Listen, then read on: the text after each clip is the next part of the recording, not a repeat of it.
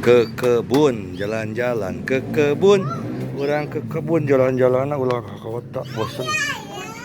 Bab 856 sampai 860. Tentu saja kita tidak ingin kehilangan segalanya.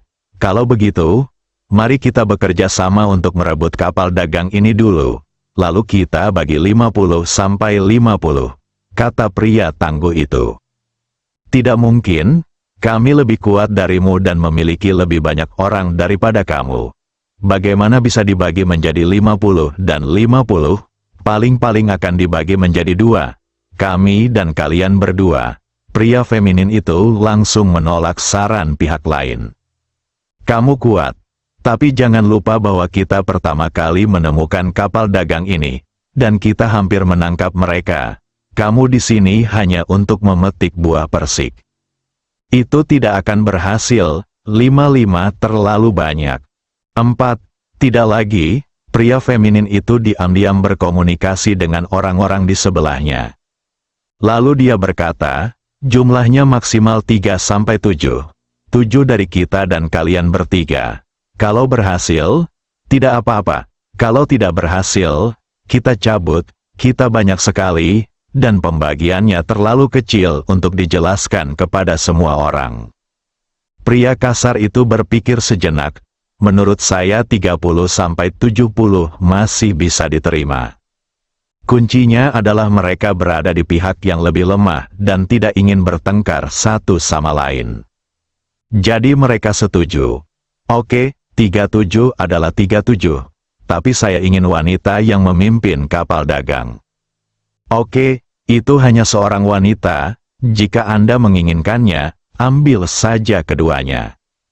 Dari mereka menyelesaikan masalah dengan beberapa kata. Kekuatan kedua belah pihak belum mencapai titik hancur, sehingga tidak akan ada pertempuran. Terus terang, semua orang melakukannya demi keuntungan dan sumber daya. Jika Anda kuat, berikan saja poin lebih banyak. Pertarungan tidak menguntungkan siapapun. Pencuri bintang juga mengerti apa arti win-win. Kedua kelompok pencuri bintang mencapai kesepakatan, yang membuat Zhu Manlin dan orang lain di kapal dagang kembali khawatir. Saya pikir segalanya telah berbalik. Tanpa diduga, dia terjerumus ke dalam situasi yang lebih berbahaya. Musuh telah berubah dari alam keabadian 3,5 langkah menjadi alam keabadian 1,5 langkah.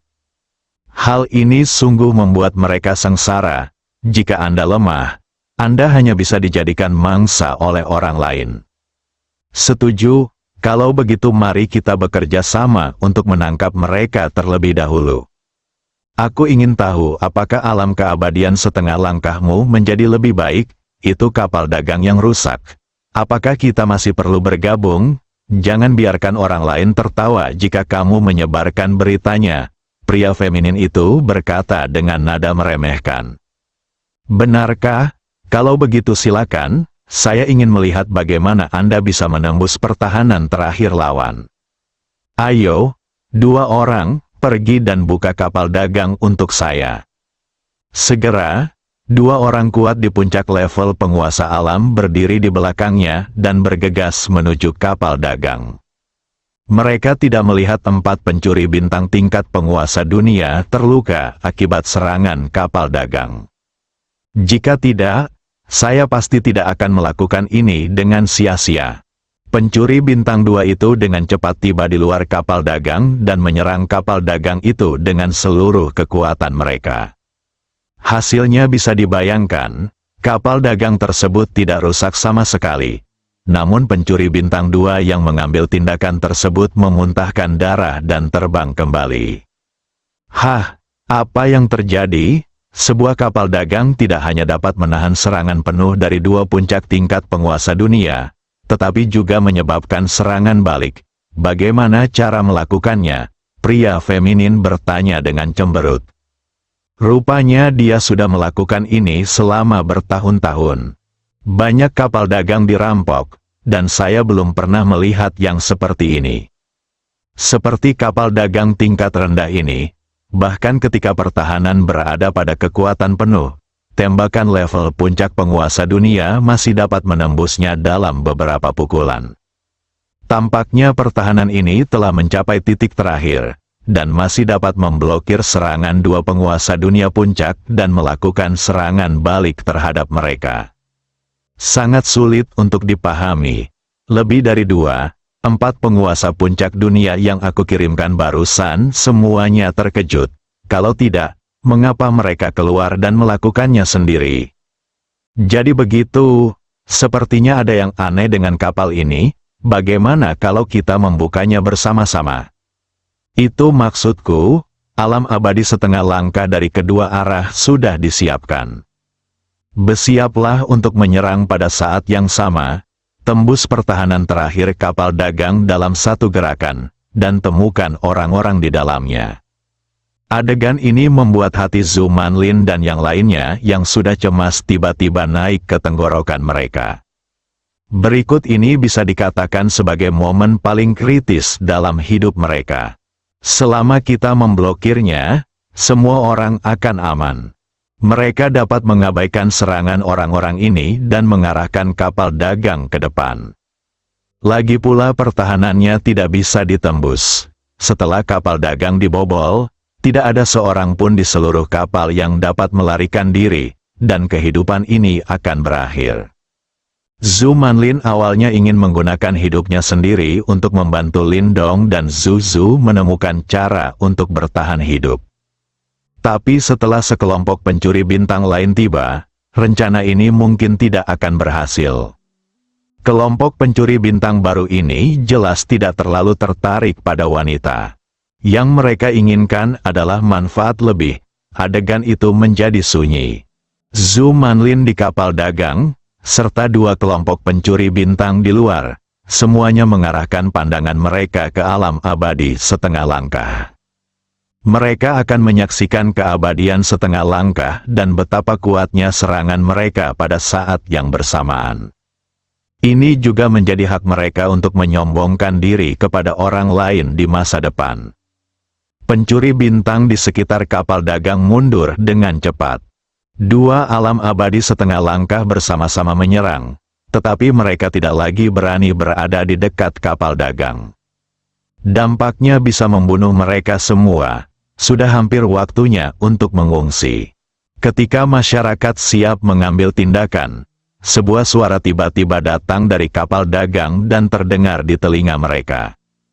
Kalian yang telah melakukan segala macam hal buruk sebenarnya telah merampokku. Tapi karena kalian di sini, diam saja, anggap saja aku menghilangkan kerugian bagi orang-orang. Lalu ada nafas yang menyesakkan, dari dipancarkan dari pedagang mengirimkan. Ini, saya bahkan tidak berpikir untuk mengambil setengah langkah ke alam abadi. Berbalik dan melarikan diri secepat mungkin dalam hidup Anda. Kenapa mereka tidak tahu siapa yang dipancarkan orang ini? Alam abadi, hanya alam abadi yang dapat memiliki momentum yang begitu menakutkan. Menghadapi keabadian sejati, belum lagi mereka baru setengah langkah menuju alam abadi. Biarpun ada 10 orang, mereka hanya bisa melarikan diri demi nyawanya sendiri. Kesenjangan ini tidak dapat dijembatani hanya dengan kuantitas saja. Kekuatan alam abadi terletak pada kelemahan memiliki tubuh emas abadi. Setelah gerakan ini dilakukan, hanya tubuh emas Dharma abadi dengan tingkat yang sama yang dapat menahannya. Tidak peduli berapa banyak lagi yang ada, mereka hanyalah semut. Satu tamparan dapat membunuh area yang luas. Orang-orang sangat ingin melarikan diri. Bagaimana Lin Dong bisa memberi mereka kesempatan? Sekarang setelah terungkap, mari kita ekspos lebih menyeluruh. Boom! Sosok emas besar perlahan muncul di atas kapal dagang. Ini adalah pria dengan cahaya keemasan di sekujur tubuhnya. Wajah tampannya terlihat semakin menarik di bawah cahaya keemasan. Pastinya suguhan untuk segala usia. Kemunculan tiba-tiba raksasa emas itu mengejutkan ratusan pencuri bintang di sekitarnya. Hanya Zhu Manlin dan orang lain di kapal dagang yang belum bereaksi. Bagaimanapun, Posisi mereka berada di kaki tubuh emas abadi Lindong. Setengah langkah menuju alam abadi. Dalam perjalanan untuk melarikan diri, dia diam-diam melihat ke belakang. Pemandangan ini begitu menakutkan hingga bulu kuduk mereka berdiri. Mereka berkeringat deras, dan mereka hampir kehabisan akal. Ya Tuhan, melarikan diri, tubuh emas Dharma abadi ditampilkan. Ini mengancam jiwa, ketika pemimpin pencuri bintang itu menoleh dan melihat raksasa emas itu. Aku tahu aku pasti akan menemui ajal hari ini. Bagaimana mungkin alam abadi setengah langkah bisa lepas dari tangan alam abadi yang telah menggunakan tubuh emas Dharma abadi? Meskipun ini, mereka masih berpegang pada secercah harapan dan berusaha mati-matian untuk melarikan diri. Individu tersebut menggunakan segala cara dan menghilang dalam sekejap mata. Kecepatan alam keabadian setengah langkah telah mencapai kecepatan ekstrim, yang bisa dikatakan tercepat di ruang 3 dimensi. Jika Anda ingin melaju lebih cepat dari kecepatan ini, Anda hanya dapat mengobrak-abrik ruang 3 dimensi dan melakukannya di ruang 4 dimensi. Dan ini, hanya alam kekal sejati yang bisa melakukannya. Sekarang tubuh emas Dharma abadi telah ditampilkan. Lindong tentu saja tidak punya alasan untuk membiarkan orang-orang ini melarikan diri. Dua tangan raksasa terulur pada saat bersamaan. Langsung merobek ruang 3 dimensi dan memasuki ruang 4 dimensi. Kemudian dia menerobos ruang di depan 2 gelombang pencuri bintang yang melarikan diri. Seorang pemimpin pencuri bintang yang sedang melarikan diri dengan panik melihat tangan emas raksasa tiba-tiba terulur dari ruang di depannya. Sebelum mereka sempat merespons, dia ditangkap oleh tangan emas raksasa itu dan tidak bisa bergerak. Lindong memegang 5 orang di tangan kirinya dan 3 orang di tangan kanannya. Pemimpin pencuri bintang, yang setengah langkah ke alam abadi, semuanya jatuh ke tangan Lindong dalam sekejap. Seluruh prosesnya cukup cepat. Sebelum orang banyak bereaksi, pemimpin pencuri bintang telah ditangkap oleh tubuh emas abadi Lindong. Terjadi keheningan, tidak ada yang berani bersuara. Semua orang menatap kosong ke arah raksasa emas di depan mereka. Zhu Manlin dan orang lain di kapal dagang juga menemukan ada yang tidak beres. Mereka semua berada di ruang kendali kapal dagang, dan mereka berada di kaki Lindong, sehingga mereka tidak dapat melihat raksasa emas itu. Tapi dia bisa melihat keluar. Semua pencuri bintang mengangkat kepala dan menatap kosong ke atas kapal dagang. Matanya penuh ketakutan. Selain itu, pemimpin pencuri bintang yang setengah langkah menuju alam abadi tiba-tiba menghilang. Zhu Manlin menyadari bahwa keadaan mungkin telah berbalik. Titik transfer ada di bagian atas kapal dagang. Ayo pergi, ayo naik dan melihat. Setelah Zhu Manlin mengatakan ini, dia memimpin dengan meninggalkan ruang kendali dan menuju ke atas pesawat luar angkasa. Yang lainnya buru-buru mengikutinya. Ketika kami sampai di puncak kapal dagang, kami melihat ke atas dan melihat sosok raksasa emas. Tangan raksasa emas itu masih memegangi pemimpin pencuri bintang yang baru saja melarikan diri. Zhu Manlin dan yang lainnya semuanya tercengang. Kejutan di hati saya tidak dapat dijelaskan dengan kata-kata. Orang macam apa yang bisa mengambil setengah langkah menuju keabadian sesuka hati, seperti semut di tangannya? Sebagai orang yang kuat di puncak level penguasa dunia, Zhu Manlin tentu saja tahu apa itu tubuh emas Dharma abadi.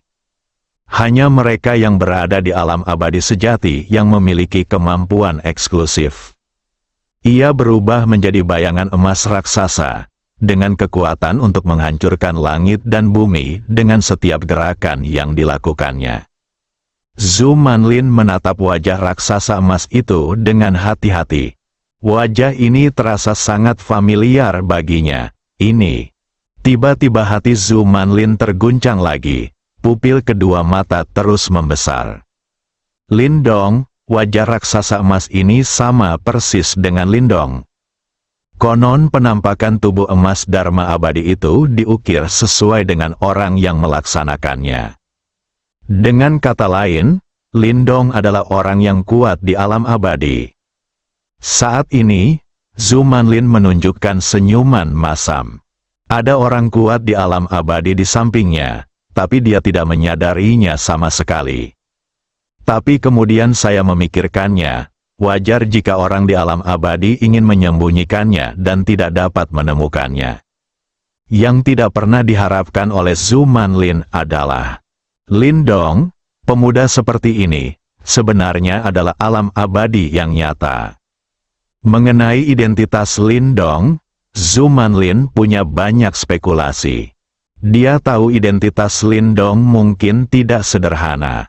Dia mungkin keturunan langsung dari keluarga besar di alam bintang Fire, atau bahkan ahli waris. Dia mungkin juga menjadi inti dari sekte tertentu atau murid langsung. Tapi saya tidak pernah menyangka bahwa Lindong adalah orang yang kuat di alam abadi. Ide awalnya adalah menggunakan kekuatan di belakang Lindong untuk menakut-nakuti para pencuri bintang ini. Tapi dia tidak menyangka Lindong bisa dengan mudah menangani semua pencuri bintang sendirian. Alam abadi, sebuah dunia yang diimpikan banyak orang. Banyak orang yang diblokir di luar pintu ini, tidak dapat mengintip pemandangan di dalam. Dan Lindong masih muda. Dia sudah membuka pintu dan masuk ke dalam. Sekarang sepertinya, bahkan jika Lindong adalah murid dari kekuatan super raksasa di alam Xingsu, tidak ada yang akan meragukannya. Mempertahankan Lindong jelas merupakan keputusan paling tepat yang pernah diambilnya, Zhu Manlin, dalam hidupnya. Ada Lindong, keadaan abadi, krisis ini telah selesai sepenuhnya. Zhu Manlin berpikir, mungkin kapal dagang bisa bertahan dari serangan para penguasa dunia digital teratas, juga oleh Lindong. Kalau tidak, dia tidak akan mengira ada orang yang memiliki kemampuan seperti itu.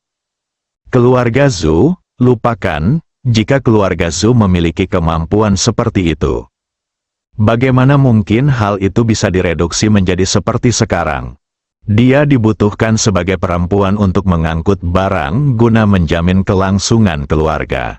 Kecuali Zhu Manlin, Zhu Fengtang juga mengenali Lindong. Tidak banyak orang yang pernah melihat Lindong di kapal, Zhu Fengtang adalah salah satunya. Ekspresi wajahnya pun berubah dari ketakutan menjadi terkejut dalam sekejap. Siapa sangka, pria muda ini ternyata menjadi orang dewasa yang kekuatannya sudah mencapai alam abadi. Kejutan yang tidak terduga, krisis ini terselesaikan saat identitas Lindong dikonfirmasi. Setelah hening beberapa saat di luar kapal dagang, sebuah suara dengan gemetar hebat perlahan terdengar. Abadi, abadi, tubuh emas, bentuk Dharma. Seorang pencuri bintang di puncak tingkat penguasa dunia bergumam pada dirinya sendiri. Meski suaranya kecil, namun di lingkungan ini Anda bisa mendengar suara tetesan jarum. Hampir semua pencuri bintang bisa mendengarnya dengan jelas. Satu kalimat ibarat bom yang dilemparkan ke air yang tenang. Segera ada percikan air yang tak terhitung jumlahnya. Pemandangan yang semula sepi tiba-tiba menjadi riuh seperti pasar basah. Tidak semua orang dapat melihat tubuh emas Dharma yang abadi. Bukan karena alam abadi itu sangat langka, namun secara umum tidak ada perang di alam abadi. Kalaupun itu terjadi, tidak semua orang berani menonton. Tubuh emas Dharma abadi adalah sarana yang dapat menghancurkan langit dan bumi sesuka hati. Mereka yang berada di puncak tingkat penguasa dunia, atau bahkan alam keabadian setengah langkah tidak berani menonton sesuka hati. Jika tidak hati-hati akan menimbulkan akibat yang serius seperti kematian atau kematian. Setiap kali terjadi pertempuran di alam abadi, terlalu banyak orang yang terpengaruh dan menimbulkan korban jiwa yang tidak disengaja. Setidaknya 99% orang yang hadir belum pernah melihat tubuh emas Dharma yang abadi. Kalaupun aku melihatnya, itu hanya dari kejauhan. Ini jelas merupakan pertama kalinya pertemuan sedekat ini. Apakah ini tubuh emas Dharma abadi, terlalu agung, terlalu spektakuler? Siapa bilang tidak? Aku baru saja mendengarnya. Tapi kali ini aku akhirnya melihatnya dengan mataku sendiri. Itu masih sangat dekat dan sangat mengesankan. Terkejut. Kapan saya bisa mengalami hari yang begitu mulia? Saya bisa merasakan ketakutan mereka. Alam abadi berada di luar imajinasi kita. Orang selalu punya mimpi, kalau tidak. Apa bedanya dengan ikan asin? Inikah mimpimu? Sama sekali tidak mungkin. Tapi itu hanya fantasi, oke? Lindong memegang di tangannya pemimpin pencuri bintang yang berada di tengah jalan menuju alam abadi. Lihatlah ketakutan di wajah mereka. Senyuman muncul di sudut mulutnya. Dia tidak langsung membunuh orang-orang ini. Tapi saya ingin mereka merasakan hidup dan mati hanya bergantung pada pikiran orang lain. Faktanya, Lindong tidak suka mengontrol hidup dan mati orang lain. Namun sebaliknya, dia tidak suka hidup dan matinya dikendalikan oleh orang lain. Jangan kendalikan orang lain, itu hanya bisa dikendalikan oleh orang lain. Jadi Lindong pada akhirnya akan memilih untuk mengendalikan orang lain. Bukankah kamu baru saja membagi rampasannya? Kalau aku tidak salah ingat. Sepertinya 30-70. Kalau begitu, izinkan aku mencobanya. Bagaimana kamu membaginya antara yang mati dan yang hidup? Pemimpin pencuri bintang itu bertanya sambil tersenyum. Saya tidak menyangka yang mulia ada di kapal dagang ini. Dan saya menyinggung perasaan Anda. Bisakah Anda tenang dan membiarkan kami hidup? Kata pria feminin itu, berpura-pura tenang. Harap tenang, Tuan. Biarkan saya mencari jalan keluar. Mereka ditahan di tangan tubuh emas abadi Lindong, tidak bisa bergerak sama sekali. Pada saat ini, selama Lindong mengerahkan kekuatan di tangannya, mereka akan dibunuh. Di hadapan orang-orang berkuasa di alam abadi, mereka tidak berbeda dengan semut. Sebagai pencuri bintang, bukankah kamu sudah mempertaruhkan hidup dan matimu? Apa kamu mengira hari ini akan datang? Kenapa kamu harus memohon belas kasihan di hadapanku?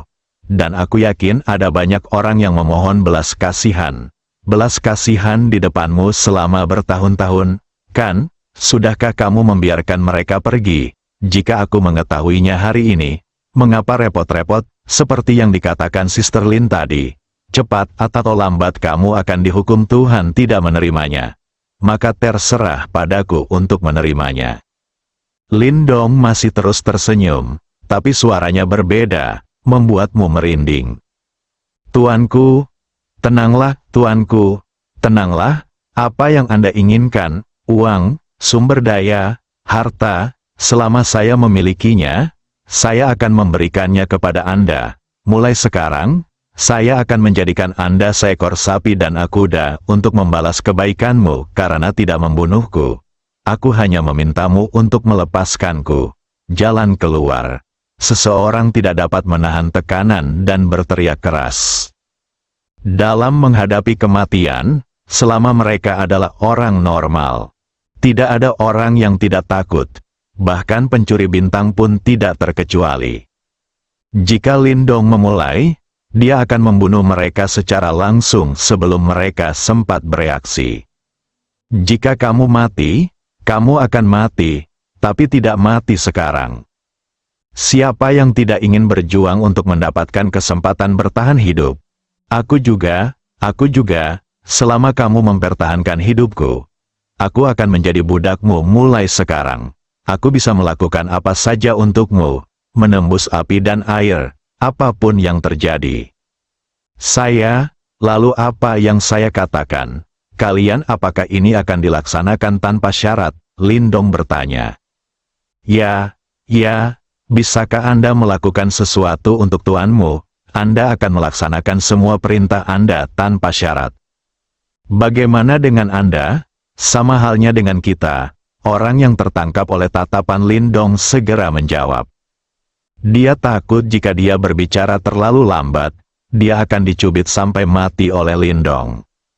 Aku, Lindong, bukanlah orang yang suka membunuh. Karena kalian semua berkata begitu, aku tidak akan membunuhmu, kata Lindong perlahan. Terima kasih Tuan atas belas kasihanmu, terima kasih Tuan atas rahmatmu, kata pemimpin pencuri bintang itu dengan lantang dan penuh semangat. Kalau bukan karena tangan Lindong, mereka semua ingin berlutut di depan Lindong dan bersujud pada Lindong. Awalnya saya berpikir jika saya bertemu alam abadi hari ini, saya pasti akan mati, tetapi saya tidak menyangka bahwa penguasa alam abadi tidak akan membunuh mereka. Apapun yang terjadi, lebih baik mati daripada hidup. Tidak ada seorang pun yang ingin mati. Selama Anda masih hidup, masih ada harapan. Kata-kata Lindong tidak hanya membuat pemimpin pencuri bintang itu bersemangat. Ratusan pencuri bintang lainnya pun tampak bahagia di saat bersamaan. Karena penguasa alam abadi ini bahkan tidak membunuh beberapa kepala keluarga, dia pasti juga tidak akan membunuh mereka. Bagaimanapun, pemimpin adalah inti dan dalang. Ada juga beberapa pemimpin yang melakukan banyak kejahatan. Paling-paling, mereka hanyalah kaki tangan. Dibandingkan dengan kekejaman dan ketidakmanusiawian beberapa kepala, yang lain masih tertinggal jauh. Terima kasih, Tuan, karena tidak membunuh. Terima kasih, Tuan, karena tidak membunuh. Terima kasih, Tuan, karena tidak membunuh. Kemudian ucapan terima kasih 3 kali berturut-turut memekakkan telinga. Pencuri bintang sangat bersemangat, Zhu Manlin dan yang lainnya sedikit tertekan. Pencuri bintang adalah makhluk terkenal di seluruh dunia Starfight. Terutama jenis pembunuhan mereka semua. Sekali ditemui, hampir tidak ada seorang pun yang masih hidup. Bahkan jika seorang wanita dapat bertahan hidup untuk sementara waktu, dia akan menghadapi hari-hari neraka hingga dia didorong menuju kematian. Jika kapal dagang keluarga Zhu tidak menemui Lindong dalam perjalanan kali ini, dia akan membiarkan Lindong tinggal. Pertahanan mereka telah ditembus oleh pencuri bintang, mengikuti jejak kapal dagang yang telah dirampok. Selama orang baik bertemu dengan pencuri bintang seperti itu, jika dia memiliki kemampuan, dia pasti akan membunuh mereka semua dan tidak membiarkan siapapun hidup sehingga mereka dapat terus menyakiti orang lain. Sekarang Lindong sebenarnya mengatakan dia tidak akan membunuh mereka. Bukankah ini membantu para pelaku kejahatan? Zhu Manlin awalnya memiliki perasaan yang sangat baik terhadap Lindong, muda, tampan, pemarah, kuat, dan tentu saja tidak lemah latar belakangnya. Dapat dikatakan bahwa alam abadi mungkin bukanlah akhir dari Lindong, pria yang sombong dengan potensi tak terbatas. Dia hanyalah kekasih impian setiap gadis.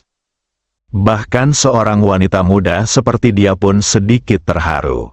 Tapi setelah mendengar Lindong berkata jangan membunuh pencuri bintang ini, kesan baik Zhu Manlin terhadap Lindong menurun drastis. Tapi meski hatiku tidak bahagia, dia juga tidak akan mengatakannya. Bagaimanapun, Lindong menyelamatkan nyawa satu kapal penuh mereka. Lindong sebenarnya hanya ingin menggoda para pencuri bintang ini, memberi mereka harapan, dan kemudian membuat mereka semakin merasa putus asa. Dia tidak tahu bahwa kata-katanya yang biasa-biasa saja membuat Zhu Manlin dan yang lainnya sangat tidak nyaman.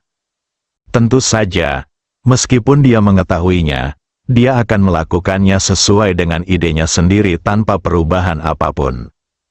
Aku tidak akan membunuhmu, tapi kamu bilang kamu akan melaksanakan semua perintahku tanpa syarat, Lindong berkata dengan santai. Iya, kalau ada perintah Pak, beritahu saja saya, dan kami pasti akan melaksanakannya dengan segenap kekuatan kami, tanpa potongan apapun. Dia juga bos dari kelompok pencuri bintang pertama. Bagaimana jika aku ingin kamu mati? Apakah kamu akan melakukannya dengan segenap kekuatanmu? Goda Lindong. Pencuri bintang yang penuh kegembiraan itu sedikit bingung. Mereka tidak menyangka Lindong akan mengucapkan kata-kata yang akan membuat mereka bunuh diri. Lihatlah lagi senyum sinis di wajah Lindong. Saat ini, mereka semua mengerti. Ternyata Lindong tidak berniat melepaskan mereka. Hanya menggoda mereka. Tuan, apakah Anda bercanda? Pria kasar itu bertanya dengan gugup. Apa menurutmu aku bercanda? Senyum Lindong memudar dan dia bertanya dengan wajah muram. Tuan, Anda tidak bersungguh-sungguh dengan apa yang Anda katakan, tetapi itu tidak sesuai dengan status Anda. Apakah saya bersungguh-sungguh dengan apa yang saya katakan? Saya memang mengatakan saya tidak akan membunuh Anda, dan saya melakukannya. Saya hanya ingin Anda berkomitmen, bunuh diri. Jika Anda tidak bisa melakukannya, maka Anda tidak bisa menyalahkan saya. Wajah Lindong berubah setiap saat. Apa yang tadinya tersenyum berubah menjadi suram dalam sekejap mata. Itu lebih cepat daripada membalik halaman buku, membuat semua pencuri bintang tidak bisa bereaksi. Tadi ku bilang aku tidak perlu membunuh mereka, tapi sekarang dia mengubah nadanya dan meminta mereka bunuh diri. Bukankah ini hanya menggoda semua orang?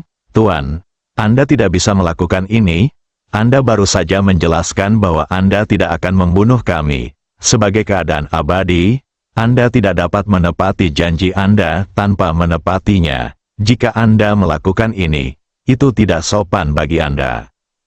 Ya, Tuan, jika Anda melakukan ini, itu tidak sopan bagi Anda. Jika identitasnya di alam abadi menyebar, orang lain akan menertawakannya.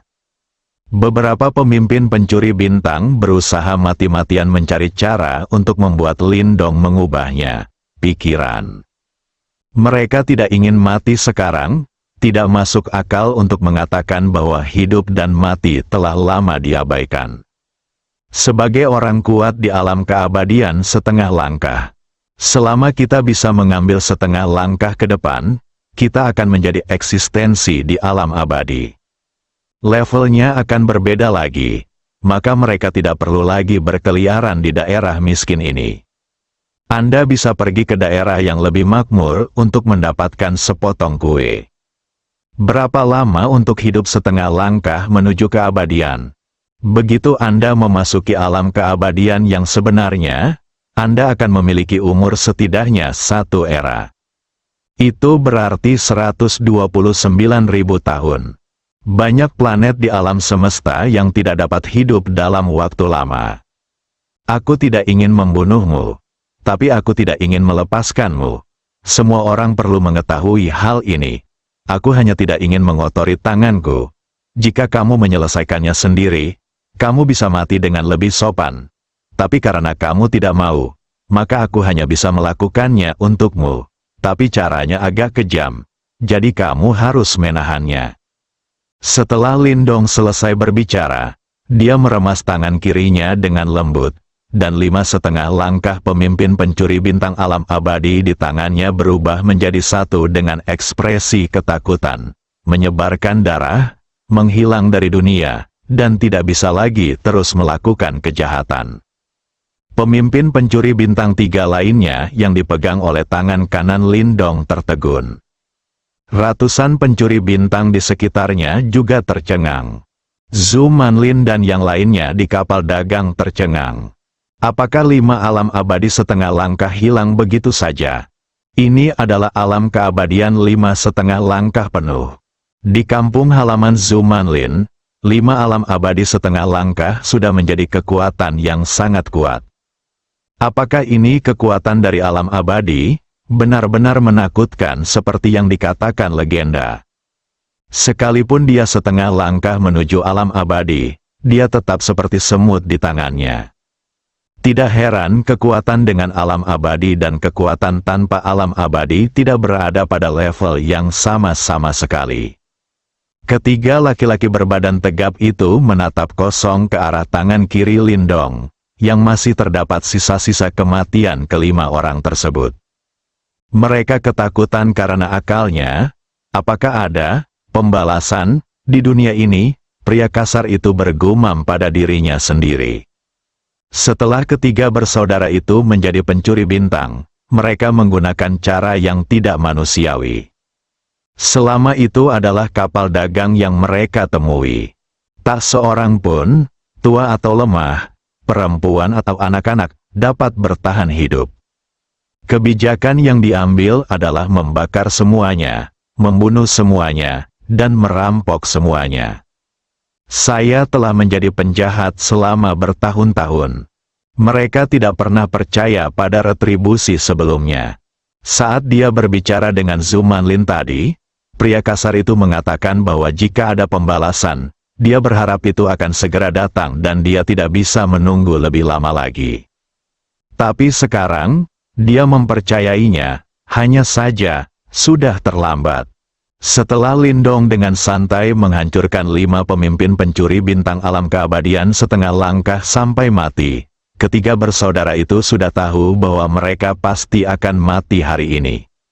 Mereka berpikir bahwa meskipun kekuatan mereka tidak sebaik 5 orang yang baru saja meninggal, mereka pasti melakukan kejahatan yang tidak kalah jahatnya dengan lawan mereka. Hari ini saya bertemu dengan pembangkit tenaga listrik alam abadi lainnya yang membenci kejahatan sama seperti dia membenci kejahatan. Kehidupan ketiga saudaranya mulai menghitung mundur. Adapun kapan harus mati, itu tergantung pada mood Lindong, penguasa alam abadi. Pada saat ini, ketiga bersaudara itu sepertinya telah kehabisan seluruh kekuatan mereka, dan terjatuh lemas di tangan Lindong. Jika Lindong melepaskannya sekarang, mereka semua akan langsung jatuh ke tanah. Ketiga bersaudara itu tidak terus memohon ampun. Segalanya telah mencapai titik ini. Percakapan sebanyak apapun tidak akan berpengaruh apapun. Lindong tidak mungkin membiarkan mereka pergi. Bagaimana kabarmu? Bagaimana rasanya hidup dan mati hanya dalam pikiran orang lain? Apakah tidak nyaman? Takut? Takut, benar. Yang aku inginkan adalah efek seperti ini, orang-orang tak berdosa yang telah kamu bunuh selama ini tahun orang-orang seperti ini pada waktu itu. Bisakah kamu memahaminya sekarang? Karena kamu bisa mengabaikan kehidupan orang lain. Aku juga bisa mengabaikan hidup dan matimu. Ingatlah untuk menjadi orang baik di kehidupan selanjutnya. Setelah Lindong selesai berbicara, dia menutup tangan kanannya dengan paksa tanpa ragu-ragu. Ketiga laki-laki berbadan tegap itu juga mengikuti jejak 5 orang lainnya. Lindong langsung meremukkan tangan tubuh emas Dharma abadi hingga mati. Bahkan tidak ada satupun mayat yang tertinggal. Hanya ada genangan darah yang tersisa.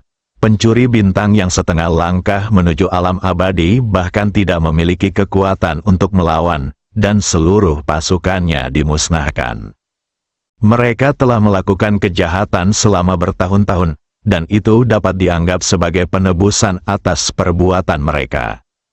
Meski itu masih jauh dari cukup dibandingkan apa yang mereka lakukan. Tapi semua orang sudah mati, dan semua dendam telah hilang. Lindong dapat melihat bahwa ketiga orang ini ketakutan dan kehilangan seluruh energi dan energi. Bunuh saja dia secara langsung. Ratusan pencuri bintang di sekitar memandang Lindong dengan bodoh. Berapa banyak tuan yang mati seperti ini? Mereka ingin melarikan diri. Tetapi kaki mereka sedikit lemah dan mereka tidak dapat menggunakan kekuatan apapun sama sekali. Lindong melirik pencuri bintang di sekitarnya. Mereka langsung ketakutan. Semua orang tahu bahwa beberapa kepala keluarga telah meninggal. Lalu tibalah giliran mereka. Tidak ada gunanya mengatakan apapun saat ini. Dia hanya bisa menerima persidangan Lindong. Meskipun kalian bukan dalang, kalian adalah kaki tangan. Itu sama kejinya dengan membantu orang lain melakukan kejahatan. Tangan kalian pasti memiliki darah yang tidak kalah dengan dalang. Karena kalian telah bertemu denganku hari ini, aku akan menyucikan kalian. dan membantumu menebus dosa-dosamu. Ingatlah bahwa kamu harus melakukannya di kehidupan selanjutnya. Ikuti orang yang tepat. Lindong baru saja menyelesaikan kata-katanya. Boom. Lingkaran gelombang udara tak terlihat muncul di sekitar tubuh emas abadi, menyebar ke sekeliling. Dalam sekejap, dia sampai di depan ratusan pencuri bintang. Merasakan kekuatan yang tak tertandingi datang, semua pencuri bintang menunjukkan ekspresi ketakutan. Ah, jangan, tolong, tangisan ketakutan yang tak terhitung jumlahnya terdengar satu demi satu. Pencuri bintang itu berteriak sampai mati. Mereka telah membayar harga yang pantas atas kejahatan yang telah mereka lakukan selama bertahun-tahun. Menghadapi Lindong yang berada di alam abadi, bahkan pemimpin pencuri bintang yang setengah langkah menuju alam abadi tidak dapat menolaknya. Terlebih lagi, mereka berada di alam kosmik. Bang-bang. Dua suara keras muncul. Kedua kapal perang yang dikendarai oleh pencuri bintang juga runtuh di bawah serangan Lindong. Pencuri bintang yang tinggal di dalam menghilang bersama kapal perang sebelum mereka sempat melarikan diri. Setelah beberapa saat, seluruh kehampaan menjadi sunyi. Semua pencuri bintang dimusnahkan sepenuhnya, tidak meninggalkan siapapun. Tangan orang-orang ini berlumuran darah. Kematian bisa dikatakan sebagai hukuman paling ringan bagi mereka. Di kapal dagang, Zhu Manlin dan yang lainnya melihat segala sesuatu di depan mereka. Ini seperti mimpi, pencuri bintang yang sombong dan mendominasi beberapa menit yang lalu siap mendobrak kapal dagang dan berbagi hasil rampasan bersama. Dalam sekejap mata, seluruh pasukan dimusnahkan, dan tidak ada yang tersisa.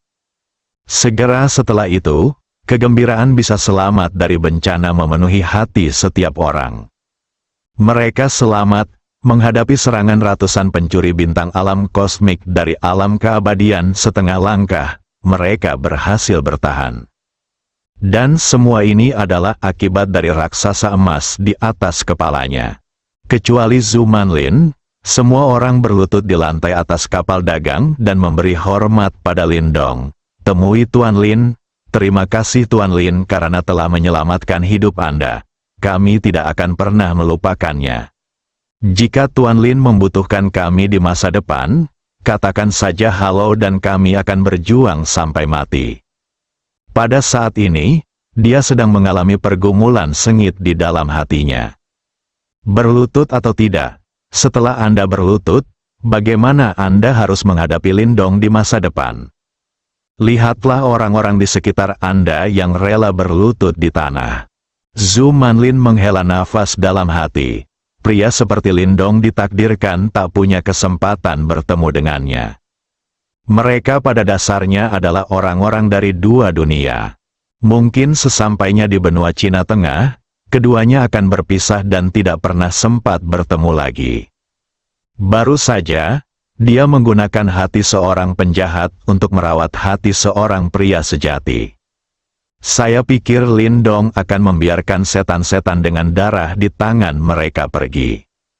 Tanpa diduga, mereka hanya ingin membalas dengan cara yang sama, membiarkan mereka merasakan harapan yang diikuti oleh ketakutan yang lebih dalam. Saat ini, Zhu Manlin masih merasa sedikit bersalah. Tepat saat dia masih mempertimbangkan apakah akan berlutut atau tidak. Lindong telah mengumpulkan tubuh emas Dharma abadi dan muncul di lantai atas kapal dagang. Pada saat yang sama, dengan lambaian tangannya, suatu kekuatan mengangkat semua orang yang berlutut. Sama-sama, ini hanya sedikit usaha dariku. Selain itu, pencuri bintang ini melakukan banyak kejahatan. Tidak peduli siapa yang bertemu dengan mereka, mereka akan dilenyapkan tanpa ragu-ragu. Kamu tidak perlu merasa bahwa kamu berhutang apapun padaku. Lindong berkata dengan santai. Sekarang dia tampak seperti pemuda dari keluarga besar.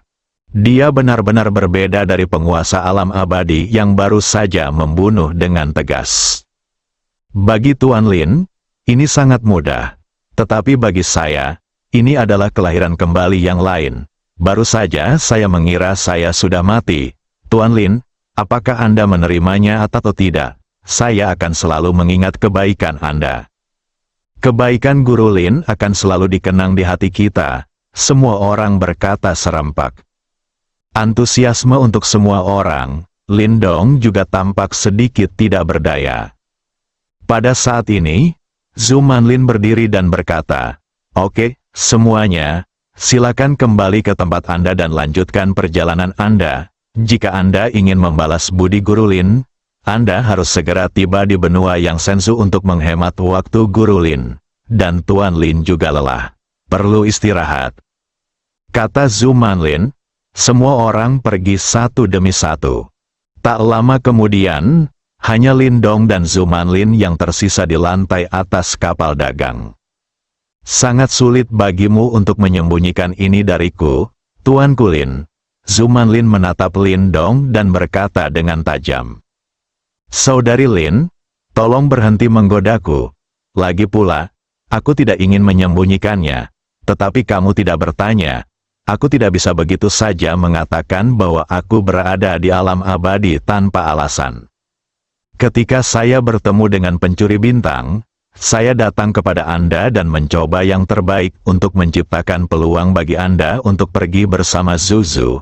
Tidak bisakah Anda mengatakan bahwa Anda memiliki kemampuan untuk menangani pencuri bintang ini dan jangan biarkan saya khawatir?" Zhu Manlin berkata dengan kesal. "Apakah kamu percaya dengan apa yang aku katakan?" tanya Lin Dong. "Tentu saja. Aku percaya. Bahkan jika kamu tidak percaya, kamu bisa mengambil tindakan. Bukankah ini belum waktunya? Sekelompok pencuri bintang lain belum datang.